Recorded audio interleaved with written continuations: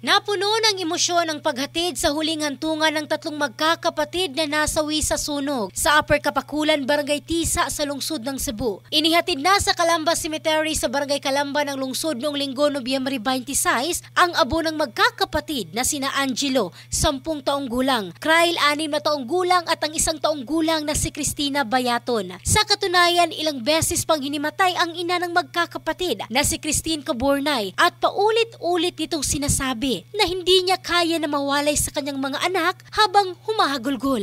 Bago pa ito, inalayan muna ng misa sa simbahan ang abo ng mga nasawi kung saan doon pa lang hindi na mapigilan ng ina ang pagbuhos ng kanyang mga luha. Kung maaalala ay 4 ang nasawi sa nasabing sunog noong Huwebes, Nobyembre 23, kabilang na ang 3 magkakapatid at ang kanilang pinsang 11 months old na si Amari Zane Caburnay. Ang bahaging ito ay hatid ng DriveMax Adult Herbal Capsule, lalaking laging umaangat. In the heart of changing lives, ito si Michelle Craste ng Brigada News Philippines, the Music and News Authority.